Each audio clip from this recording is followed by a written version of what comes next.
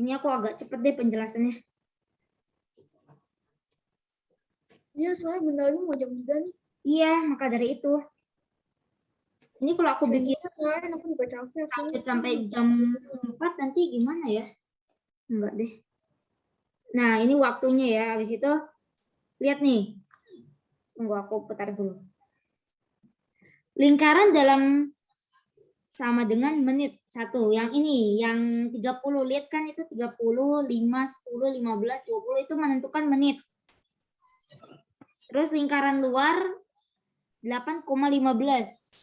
Yang itu jarum hitam. Jadi dari hasil pengukuran stopwatch tersebut 1 menit 8,15 detik.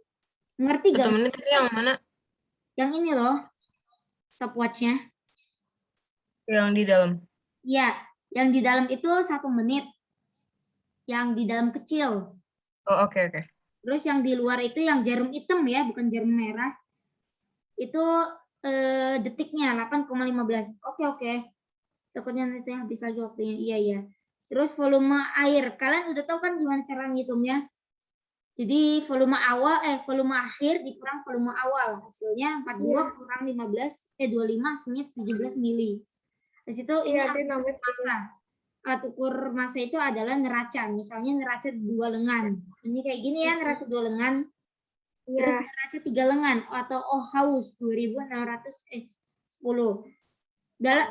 Dapat mengukur massa sampai 2610 kg dengan ketelitian 0,1 gram. Terus neraca 4 lengan atau Ohaus 311. Dapat mengukur sampai 310 gram dengan ketelitian 0,01 gram. Jadi yang paling teliti itu neraca Ohaus yang 4 lengan. Nah, paling teliti itu ya, yang 4 lengan itu. Lengan 1 itu kan 0, berarti 0 gram. Ini neraca 4 lengan ya. Terus lengan 2 karena itu di 40 jadinya 40 gram. Habis itu neraca lengan 3 itu 7 gram. Habis itu neraca yang ini itu neraca yang lengan keempat itu 5,2. Jadi tinggal di total aja di jumlah. Oke, habis itu langsung lanjut ya. Lengan depan. Bisa dihitung nih. 5, 5,1, 5,2, 5,3, 5,4, 5,5 dengan depannya. Nah, habis itu ini 20, habis itu 200 gram. Tinggal dijumlah hasilnya 225,5 gram. Nah, ini yang tadi itu. Pakai neraca 2 lengan. Timbangan timbangan Dika dan L harus seimbang sama. Perhatikan gambar di atas. Agar neraca seimbang yang harus dilakukan adalah A. Menambah beban G ke K. B. Mengganti satu anak timbangan L dengan timbangan 4. C. Mengganti 2 anak timbangan di L dengan anak timbangan 2 dan 3. Dan D. Mengganti beban 150 gram di K dengan anak timbangan 1 dan 4. Caranya dengan ini ya. Mana ya? Kan itu kan 1 kilogram 1 kilogram. Karena supaya sama-sama ini kalian bisa yang L itu ganti 2 dan 3. Iya, yang C berarti. Di L ganti tuh sama 2 dan 3 kan sama seimbang. Terus L dengan anak timbangan. Berarti yang C ya jawabannya. Terus stopwatch mekanis memiliki ketelitian 0,1 sekon. Sedangkan stopwatch elektronik memiliki ketelitian 0,001 sekon. Yang di HP stopwatch kita itu berarti teliti banget. Terus jam tangan atau arloji memiliki ketelitian 1 sekon. 1 sekon aja. Terus berapakah hasil ditunjuk pada gambar stopwatch tersebut? Kalian lihat nih, kan dari 0, 1, 2, 3. Oh, berarti 4,5 menit. Habis itu yang di luar itu 41,5. Lingkaran bawah 1, 2, 3, 4, 5, 6. Berarti 5 lebih ya. 1, 2. Berarti tinggal dijumlah nih. Totalnya 3 menit 41,5 detik. Sebenarnya kalian bisa lebih sesuaiin. Bisa hasilnya itu 4 menit 30 berarti 40 41,5. Berarti kan gimana ya? 30 tambah 41,5 ya.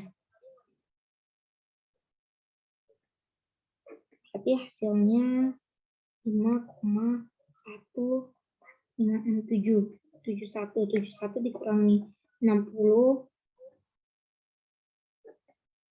511 berarti 5 menit 11,5 detik. Itu yang paling ini ya kalau perhitunganku. Cuman maaf kalau salah. Cuman kita cepat aja ya. Nah, ini skala utamanya. Cara-caranya nanti kalian bisa belajar pelajari lagi ya. Oke? Oke. Terus ini mikrometer, habis itu neraca 3 lengannya hitung. Terus sebutkan alat ukur. Oke, pengukuran kelarutan. Konsentrasi larutan atau K sama dengan massa zat terlarut per volume pelarut. Pengukuran laju pertambahan panjang dibagi atau per waktu. Alat ukur pertumbuhan tanaman itu auxanometer. Nah, kayak gini nih, auxanometer. Terus ini lembar kerja kalian pernah bikin kan? Terus hasil pengamatan juga. Pembahasan kesimpulan. Cara menghitung luas daun nih. Ingat-ingat. Cari dulu yang apa ya? Yang hampir semuanya tertutupi. Jadinya 1, 2, 3, 4, 5, 6, 7, 8, 9, 10, 11, 12, 13, 14. Ini yang apa ya? Tipis-tipis. 15, 16. Oh, daun yang utuh ya. 1, 2, 3. Daun yang utuh itu yang merah-merah. Terus daun yang tidak utuh itu 1, 2, 3. 3 ya. Tapi ya mendekati 1 ini. Nanti kalian tahu nanti belajar sendiri. Terima kasih dan kita lanjut langsung ke materi selanjutnya. Mana ya? Nah, ini. Ciri-ciri dan pengelompokan makhluk hidup. Banyak banget materinya. Ya, namanya juga IPA. IPA kan emang banyak materi. Terus ciri Itu yang tadi kamu bahas itu yang bab itu kamu share di mana? di Labsraw kan? Di grup angkatan.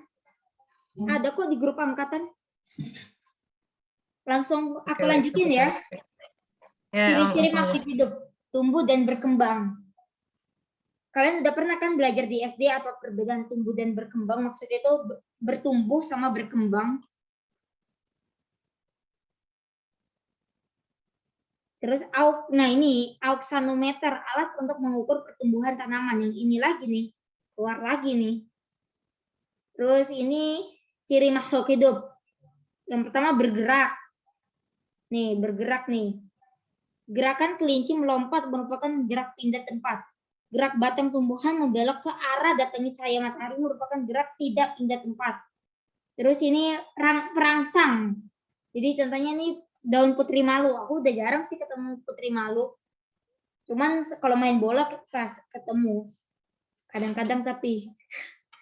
Jadi kalau dipegang langsung dekat tutup. Habis itu ini aku lupa namanya. Pokoknya ada di zombie versus plant versus zombie ada. Terus berterus nih. Respirometer sederhana. Ini fungsinya respirometer itu untuk apa? Untuk apa ya? Kan respirasi. Nah, respirasi atau bernafas. Jadi KOH atau NaO. NaO itu apa ya? Terbungkus kapas, belalang, habis itu pipa berskala, terus dituang pipet osin. Terus berkembang biak. Nah, ini berkembang biak. Terus ayam ini bukan anak ayam, tapi anak bebek. Jadinya kan anak bebek itu kan apa ya, suka berenang, jadinya ninggalin ayam ya, telur ya, daripada nanti telurnya apa namanya nggak menetas gara-gara nggak dierami, jadinya ayam yang disuruh mengerami. Jadinya saat menetas yang pertama kali dilihat ayam, jadi induknya ayam. Tapi sebenarnya bebek ini anak bebek ini masih tetap mempunyai apa ya, kayak bukan aura sih, kayak punya jati diri bebeknya, yaitu bebek itu pasti nggak luput dengan berenang. Jadinya mereka itu walaupun tanpa diajari tapi pasti bisa berenang. Nggak, walaupun diasuh dengan ayam tapi mereka bisa berenang walaupun nggak pernah diajarin berenang. Terus mengeluarkan zat sisa. Ini percobaan ya. Jadi ada benang, kecambah atau toge, terus air kapur. Nah, perhatikan perangkat percobaan berikut. Nah, ini air kapur ya. Berdasarkan percobaan aku nggak bisa bacanya. CaO menjadi air kapur. Itu zat kimianya menjadi keruh disebabkan A. Air kapur mendapatkan tekanan udara pernafasan akibat endapan warna putih. Salah. B. Gas CO2 yang ditiupkan ke air kapur sebenarnya udara kotor sehingga berakibatkan keruh. Salah. C. CO2 yang ditiup bereaksi dengan air kapur terjadi endapan kapur. Jadi pokoknya kalau percobaan ini hubungannya dengan endapan. Terus D. Udara pernafasan CO2 yang ditiup ke gelas mengakibatkan gelembung udara. Perasaan nggak dijelasin gelembung udara. Jadi ini ya, ini ilmu kimianya. Aku nggak ngerti sama sekali ilmu kimia. Soalnya belum dijelasin secara jauh. Kita sebenarnya cuma lebih ke ini sih, klasifikasi makhluk hidup. Terus makanan yang makan atau memerlukan nutrisi. Di situ kesimpulan. Ciri makhluk hidup itu ada bernapas, peka terhadap rangsangan, menyesuaikan diri terhadap lingkungan atau adaptasi, memerlukan makanan dan minum, berkembang biak atau reproduksi, tumbuh dan berkembang, bergerak, habis itu ini nih respirasi, habis itu mengeluarkan zat sisa, berkembang biak tadi sudah, perangsang sudah, habis itu bergerak juga sudah. Tumbuh dan berkembang. Begitu ya. Klasifikasi makhluk hidup. Jadi yang pertama A itu nanti kita bahas. Terus Carlos Linnaeus. Ini penemu klasifikasi makhluk hidup. Ini kok orangnya mirip Stong ya. Yang tahu kan yang umpamanya main apa ya, Bitcoin, tahu-tahu meme Stong. Taxonomy adalah cabang ilmu biologi yang mengkaji pengelompokan makhluk hidup. Jadi, apa itu taxonomy? Adalah cabang ilmu biologi yang mengkaji pengelompokan makhluk hidup. Pengertian klasifikasi adalah pengelompokan makhluk hidup berdasarkan persamaan ciri, cara hidup, tempat hidup, dan daerah penyebaran. Tujuan klasifikasi mendeskripsikan ciri makhluk hidup untuk membedakan tiap jenis. Terus agar mudah dikenal, mengelompokkan makhluk hidup berdasarkan persamaan ciri, mengetahui hubungan kerabatan antar makhluk hidup. Manfaat klasifikasi. Untuk mempermudah dalam mempelajari organisme yang beraneka ragam, untuk melihat hubungan kekerabatan antar makhluk hidup yang satu dengan yang lain. Dasar-dasar klasifikasi. Yang pertama berdasarkan jenis makanan, terus berdasarkan habitat, berdasarkan persamaan, berdasarkan perbedaan, berdasarkan manfaat, berdasarkan ciri morfologi dan anatomi. Terus yang ketujuh berdasarkan ciri biokimia. Total klasifikasi, tokoh klasifikasi. Yang pertama Aristoteles. Aristoteles makhluk yang dikelompokkan itu hanya tumbuhan, hewan, dan manusia. Terus tokoh klasifikasi, ini apa ya, kata-kata bukan Quotes, apa sih mah? Quotes. Quotes. The scientific name is composed of two parts, the genus name and the species name. Since two names are used, we call it binomial nomenclature system. Jadi itu yang ngebuat nama-namanya itu si Carolus Iya, jadinya Carolus Linnaeus ini juga bapak binomial nomenklatur. Jadi apa ya, nama genus dan nama spesies.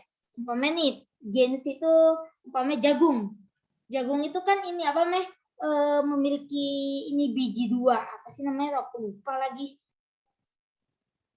Aku lupa. Pokoknya jagung itu genusnya itu Zeamais. Terus kalau umpamanya spesiesnya Oryza sativa. Maaf. Itu jadinya Zeamais itu jagung, kalau Oryza sativa itu padi. Terus nama genusnya Oryza sativa itu penunjuk spesies ya, kalau umpamanya padi. Kalau umpamanya jagung, nama genusnya itu Zea, terus nama nama petunjuk spesies itu mais.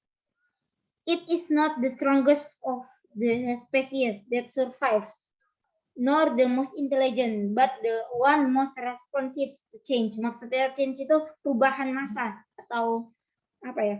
Masa atau apa ya? Abad gitu. Makhluk hidup yang mampu beradaptasi dengan lingkungannya akan bertahan, yang tidak mampu akan punah. Nah, ini. Terus giraffe evolution menurut Darwin. Jadi ini kayak umpamanya nih, jerapah yang pendek dia itu nggak bisa makan tapi nanti dia mati. Tapi sebenarnya ini di dunia nyata ada nih jerapah yang lehernya pendek dan masih hidup sampai sekarang. Jadi inilah kelemahan teori evolusi. Terus tokoh klasifikasi ini masih Charles Darwin ya. Charles Darwin klasifikasi MH berdasarkan sistem filogenik, hubungan kekerabatan berdasarkan fenotipe, faal, tingkah laku, pewarisan, sifat keturunan. Terus ini yang kita bikin pasar itu, Whittaker. Melompokkan makhluk hidup ke dalam alam dunia. Monera, Protista, Fungi, Plantae atau Plantea, dan Animalia. Tingkatan klasifikasi atau takson.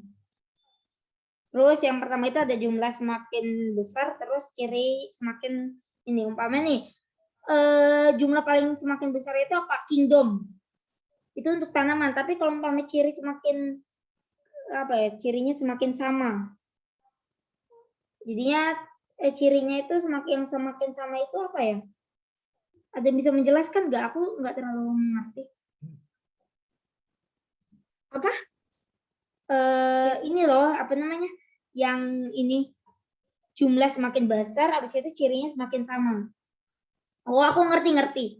Jadi itu tuh maksudnya itu tuh semakin itu tuh artinya itu tuh kingdom gitu, pokoknya itu semakin ke atas itu tuh semakin besar juga, jadi kayak lebih banyak tipe-tipenya, gitu, hewannya atau tumbuhannya. Tetapi yang maksudnya ke bawah itu ciri semakin sama, itu maksudnya itu tuh artinya itu tuh tumbuhan sama hewan itu spesiesnya itu semakin sama-sama aja bentuknya, ciri-cirinya gitu. Oh iya, mengerti. Terima kasih atas penjelasannya. Terus kita lanjut ya.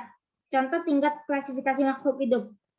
Umpamanya nih, tumbuhan, kingdom itu Plantae atau Plantea, habis itu divisinya itu Spermatophyta, habis itu atau Anthophyta, habis itu klasiknya itu atau kelasnya itu Monocotyledonea, habis itu ordonya itu atau bangsanya itu Poales atau Graminae, habis itu sukunya itu Poaceae, habis itu genusnya itu marganya Oryza, habis itu spesiesnya itu Oryza sativa. Terus rasnya itu var ir 32.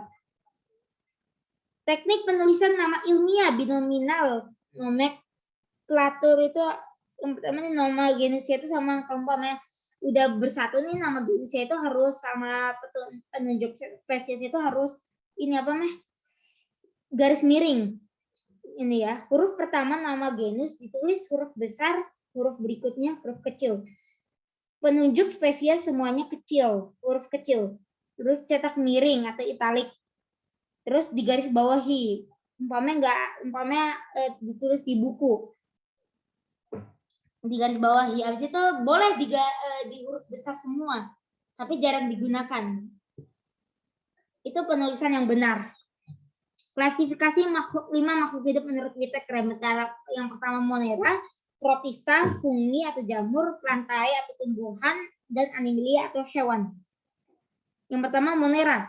Ciri-ciri Monera tersusun atas atau satu sel atau uniselular, tipe sel prokariotik, motil Monera dilengkapi alat gerak atau fagel. Habis itu umumnya habitatnya di dalam air, terus umumnya bersifat aerob, terus reproduksinya itu secara aseksual tanpa perkawinan, hanya membelah diri, dan endospora, terus seksual atau konjungsi. Contohnya bakteri, gangga hijau atau cyanophyta. Karena ini nama apa sih nama itu tadi itu? Nah, nama genus jadinya dia itu nggak pakai garis miring. Nah, pas masuk ini, nah ini kan ada nama genus sama petunjuk spesiesnya. Nah, ini baru garis miring. Umpamanya nih Monera ada bakteri Bacillus subtilis, habis itu Bacillus anthracus, habis itu Escherichia coli, maksudnya itu coli. Habis itu Microbacterium tuberculosis. Nah, itu bakteri kan miring, soalnya ada petunjuk ininya, petunjuk spesiesnya sama nama genus. Terus kalau Monera itu ada gangga hijau biru atau cyanophyta.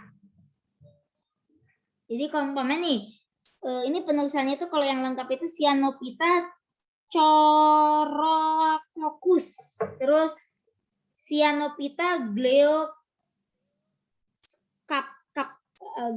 capsa, habis itu Cyanophyta oscillatoria, dan seterusnya. Terus protista, ciri-cirinya tersusun atas satu sel atau uniselular atau multiselular, habis itu bentuknya sel bervariasi. Ada yang batang atau basil, bulat, fokus, atau spiral, koma vibrio atau koma vibrio.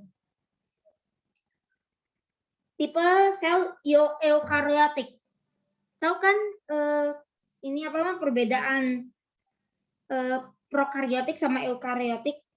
Kalau umpamanya eukariotik itu adalah yang memiliki sel tubuh, bukan sel tubuh sih. Mana ya? Aku ambil dulu supaya takutnya salah. Eukariotik itu apa ya? Aku lupa lagi. Aku misalnya kok. Tapi mana ya? Ya, kalian kalau bisa lihat di catatan kalian. Ini. Kalau umpamanya prokariotik adalah makhluk hidup yang tidak memiliki membran inti, sedangkan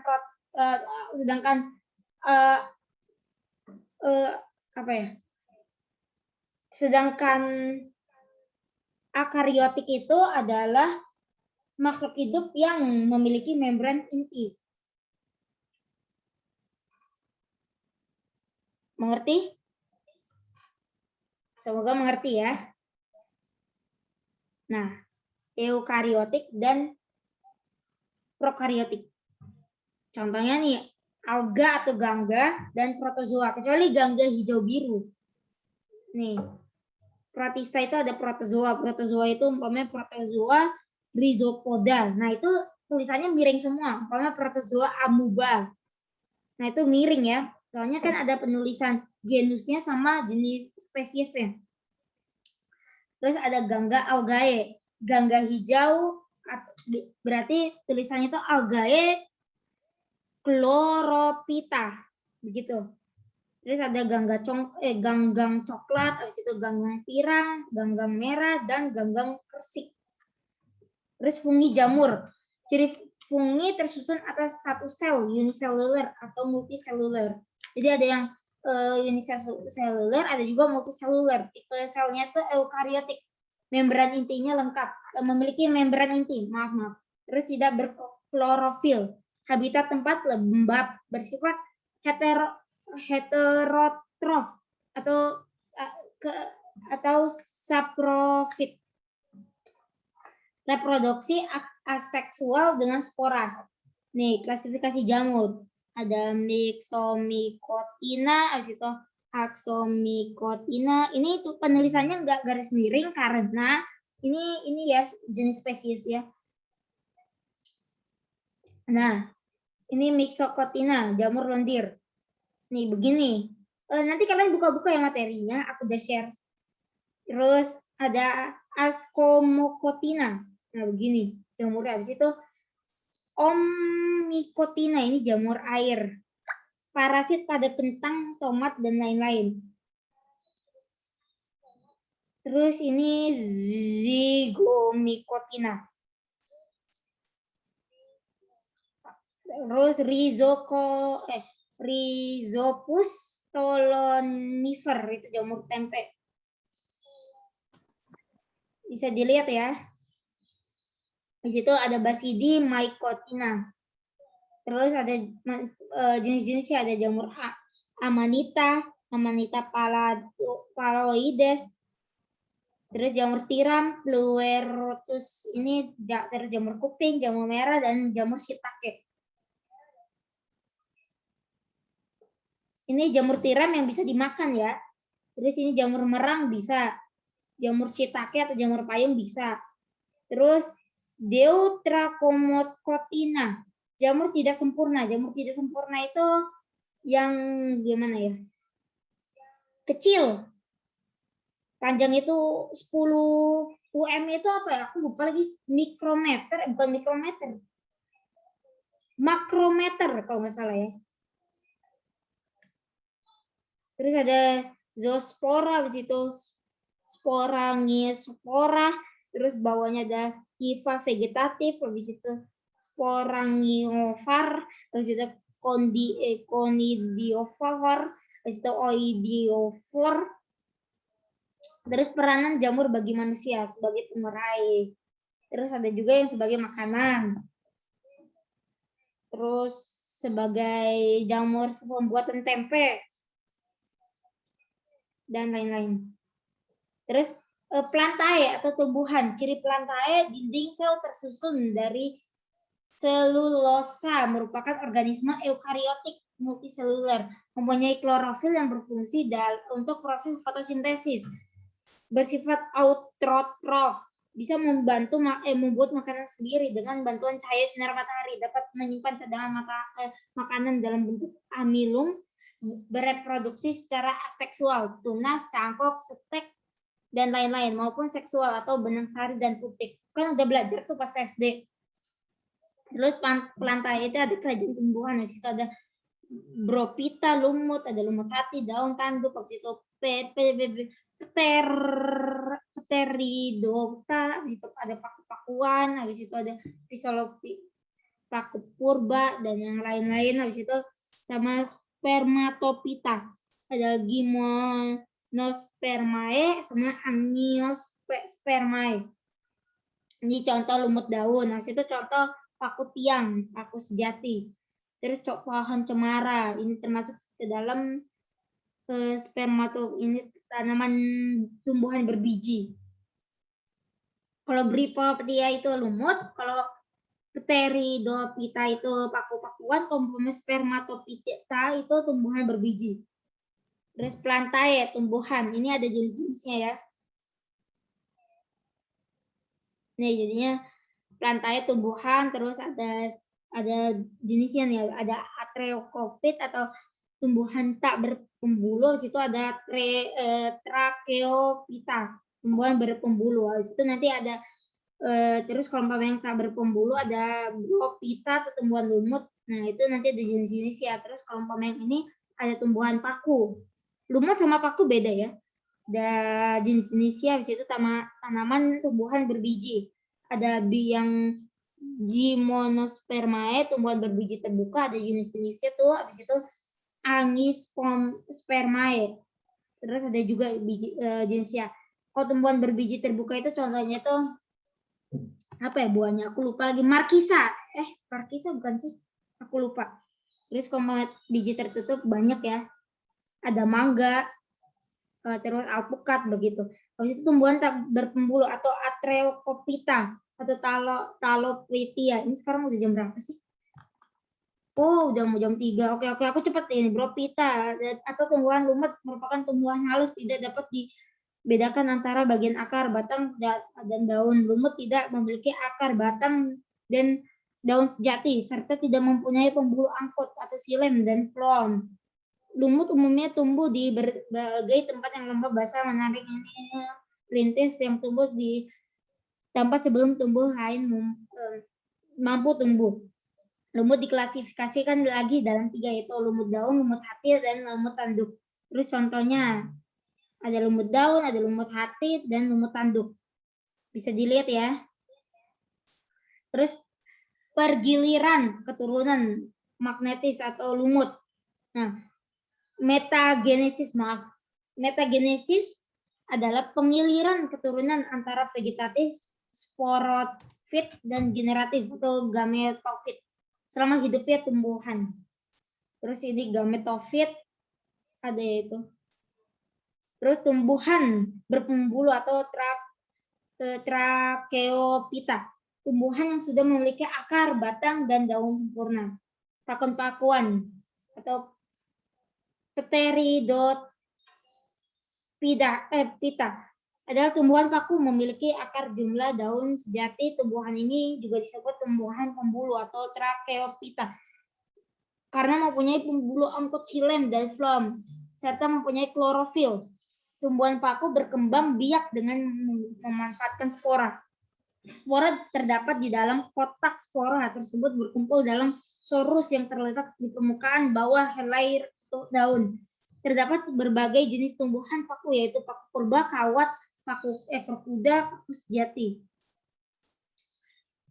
Bisa dilihat ya, nih contoh-contohnya nih. Ada paku purba, paku kawat, paku ekor kuda, sama paku sejati. Jenis tumbuhan paku nih, bisa dilihat ya. Nanti kalian bisa baca-baca lagi ya. Di situ tumbuhan berbiji atau berbunga. Spermatophyta yang berasal dari bahasa Yunani, yaitu sperma yang artinya biji dan piton artinya tumbuhan. Berikut adalah ciri-ciri tumbuh berbiji. Spermatophyta memiliki batang, akar, dan daun yang nyata, mempunyai organ biji yang berasal dari strobilus atau bunga, bersifat autotrof, mempunyai organisme dengan sel yang banyak multiseluler. Terus memiliki silem dan floem. Spermatophyta dibedakan menjadi 2 golongan, yaitu gymnospermae, tumbuhan berbiji terbuka, dan angiospermae, tumbuhan berbiji tertutup. Contohnya nih, umpamanya Cymospermae itu pohon cemara. Cymospermae itu yang bijinya terbuka. Iya, bijinya terbuka. Gymnospermae. Contohnya pohon cemara. Kalau umpamanya angiospermae itu berarti biji yang tertutup, contohnya mangga, alpukat. Tumbuhan biji terbuka. Tumbuhan biji terbuka atau gymnospermae, definisinya pengertian tumbuhan gymnospermae. Ini kalian bisa baca sendiri ya karena waktunya sudah mau habis. Terus tumbuhan biji tertutup nih, mempunyai bunga sejati, daun buah berdaging tebal.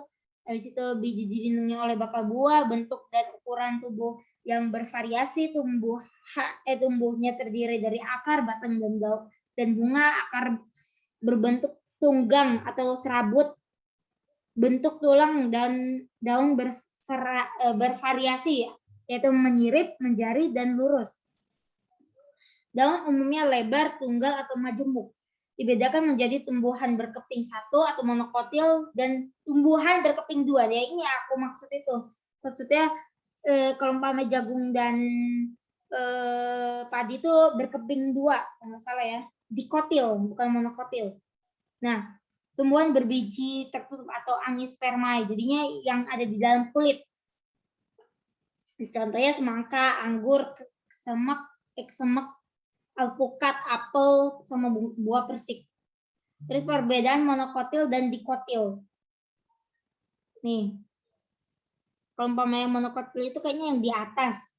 Terus kalau umpamanya dikotil itu yang di bawah. Bisa dilihat ya. Nih perbedaannya. Kalau umpamanya di tahu-tahu keluar gambar kayak gini, ini adalah contoh tumbuhan perbedaan apa? Terus ada jawabannya monokotil dan dikotil, jawab monokotil dan dikotil. Terus perbedaan monokotil dan dikotil. Nah, ini di bijinya. Biji dikotil dan monokotil nih. Kalau umpamanya dikotil itu cuma ada kulit biji, radikula, epikotil, hipokotil, kotiledon.